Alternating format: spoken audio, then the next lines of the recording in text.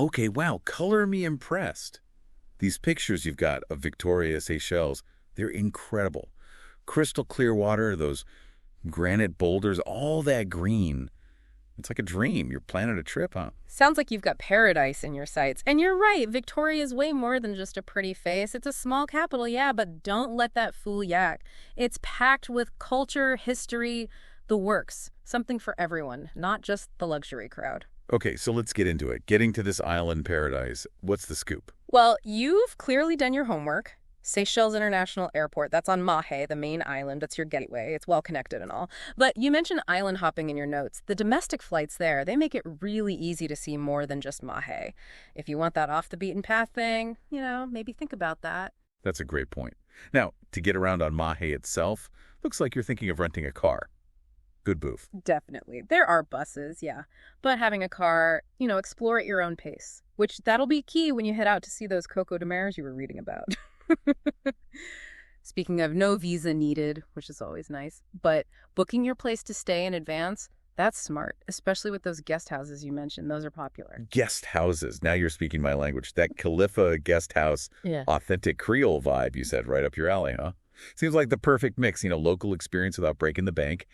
And you've even got dinner plans. The Pearl Noir, tucked away in a garden.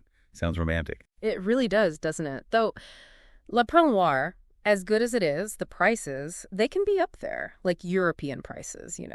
You've also got Marie Antoinette restaurant on your list. That's the spot for traditional Creole food without, the crazy prices.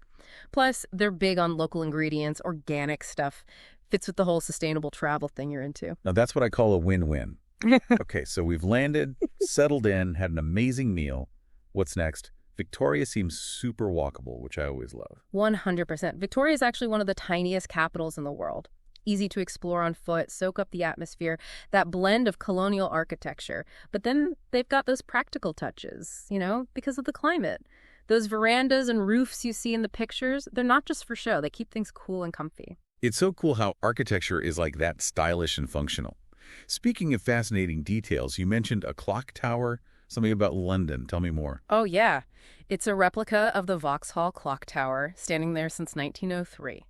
A cool little echo of history, right? How the world's connected, even across, continents and centuries. It's those little things that make travel so great, those unexpected connections. But you know me, I'm a sucker for natural wonders, too. That Vallée de Mai, UNESCO World Heritage Site, home of the Coco de Mer. Now, that's something you don't see every day. The world's biggest nut. Seriously. Sounds kind of mythical. Mythical is a good word for it. Sailors used to think they grew on underwater trees. And, well, its shape, let's just say it got a kind of scandalous reputation. But mythical or not, it's the biggest seed out there. And Vallée de Mai is the only place on Earth where they grow naturally. And if that's not enough, you've got those giant tortoises roaming around, some over 100 years old. Okay, you had me at giant tortoises. And you were right about the car. I can already tell having our own wheels is going to be key to seeing all this. Speaking of, what about the beaches, the water sports, all that? Yeah. Around Victoria and the islands, I mean. From the looks of it, it's a water lover's dream come true. Oh, absolutely. The Seychelles are famous for the beaches, the water. We're talking world-class diving, snorkeling, fishing. You name it, they've got it. And with your own transport, you can find those little hidden beaches, the ones most people only dream about. Now, that's what I call a real escape. Right. But amidst all this natural beauty, I'm curious about, the people, the culture. You mentioned a real mix of influences. What's the vibe like in Victoria itself? Victoria. Oh, it's a fascinating place, really. Shaped by, waves of immigration. You see it everywhere you look, from the buildings to the food, even the music. You'll hear Creole, English, French. And the traditions, it's like a unique blend. So brushing up on my French a bit might be a good idea then. It wouldn't hurt, even just a few phrases. It can really make a difference when you're chatting with locals. And speaking of feeling good, Seychelles is really big on safety, especially for tourists. They've got tourist police. You'll see them around. So relax. Enjoy yourself. You're in good hands. That's always good to know, yeah, especially somewhere new. Now, you mentioned Creole culture, which is a whole mix in itself, right? What's the main religion there? Well, you'll find a lot of Catholics, that's for sure. But it's not just that. You've got Islam, Hinduism, the Baha'i faith. They all exist peacefully side by side. It really speaks to how tolerant and welcoming the Sekowa people are. That's really interesting. A real mix of cultures, everyone respecting each other's beliefs, but also like embracing what makes them unique. Mhm. Speaking of unique, what about the music and dance? I love experiencing that part of a culture, the rhythms and all that. What should I be listening and looking out for? Ugh, you've hit the nail on the head. Music and dance, that's the heart and soul of Seychelles. Street performances, nightclubs, it's everywhere. You've got to check out Mucha. It's this traditional dance rooted in like resistance, fighting for freedom, powerful stuff. Really expressive. Mucha. All right, adding that to my list right now. Mm. That's why I love exploring new places, discovering those hidden gems. Anything else I should keep an ear out for? Well, you can't go anywhere without hearing Sega. It's huge all over the islands, really upbeat, infectious energy, lots of drums, simple melodies, makes you want to get up and dance. Okay, Mucha for the history, Sagan for letting loose on the dance floor. I'm ready. Now back to Victoria for a sec. We talked about the clock tower, the architecture. What about museums? Anything there for a history buff like me? Well, there's the Natural History Museum right in the center of Victoria. It's not huge, but don't let that fool you.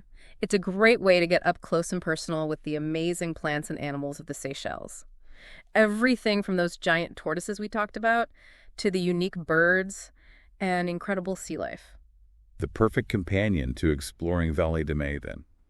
I love how museums can do that, give you that extra layer of understanding and appreciation for what you're seeing. Right. It's like they bridge the gap between then and now, helping us understand how things came to be. And speaking of connections, I saw you were really interested in sustainable travel, the whole organic ingredients thing. You know me too well. Yeah? I try to be mindful of that when I travel, support businesses that are doing things right. Well, you'll be happy to know that Seychelles is right up there when it comes to ecotourism. Vallée de Mai is a great example, the way they're protecting it. And for food, places like Marie Antoinette, they're all about supporting local farmers and fishermen. Music to my ears. It's great to see places taking that seriously. Yeah. It just adds something to the experience knowing you're traveling responsibly. Absolutely. It's win-win, right? Good for travelers looking for an authentic experience, and good for the local communities and the environment. Yeah, it really makes you think about the impact we have even as we're trying to, escape and enjoy ourselves. Exactly. It's all connected. But hey, speaking of connecting, I noticed in your research you seemed pretty interested in the botanical gardens. You know me, always up for a bit of peace and quiet, a little nature therapy. What's so special about these gardens? Well, for starters, they've been around for over 100 years, a real oasis right in the middle of the city. But it's more than that. They're like a showcase for the incredible plant life of the Seychelles. You'll see endemic species, things you won't find anywhere else, like the jellyfish tree. And then right alongside, you've got exotic plants from all over the world. A real reminder that these islands were a crossroads, for trade, exploration, all that. It's funny how a garden can be like a history book, a geography lesson, even a cultural experience, all rolled into one. Totally. They're like living museums, right? And the Victoria Botanical Gardens, they're known for their palms especially, including, you guessed it, the Coco de Mer. It's one thing to see pictures, but to actually stand there under those massive trees, feel the weight of those seeds. It's something else. I bet. You've really painted a picture for me. Mm-hmm. Okay, let's see. We've talked about flights, getting around, places to stay from those cool guest houses to those romantic spots. We dug into the culture in Victoria, the music, the food, the history, and, of course, all the nature in the city and outside it. Anything we've missed? Any absolute must-dos you can think of? Honestly, you've been really thorough. But there's just one more thing. Remember you were asking about hidden gems, those off-the-beaten-path experiences? Uh-huh. Ever heard of Ants Major? The name rings a bell, but remind me. Okay, so it's the secluded beach way up on the northwestern tip of Mahe. Only way to get there is on foot or by boat. It's a bit of a hike, about an hour and a half through the forest and all that. But, oh man, is it worth it? Picture this. Pure white sand, granite cliffs all around, water so clear and blue it doesn't seem real. And quiet, like really peaceful. The kind of place you go to escape the crowds, just you and nature. Okay, you had me at secluded beach. That sounds like the perfect way to wrap up a trip to the Seychelles. A little adventure, a little relaxation, and a whole lot of beauty. You got it. And isn't that what these deep dives are all about? Finding those little treasures, those unexpected moments that make a trip unforgettable? Couldn't have said it better myself. So there you have it. A whirlwind tour of Victoria, Seychelles. From the heart of the city to those hidden beaches, the lively culture, and of course, an incredible natural beauty. We've given you the rundown, the must-sees, those secret spots, and hopefully some tips to make your trip as amazing as it can be. It's been fun exploring all this with you. Travel safe, and remember, the best trips are the ones that surprise us, the ones we keep thinking about long after we're home. Beautifully said. Until next time, keep exploring, keep those deep dive requests coming.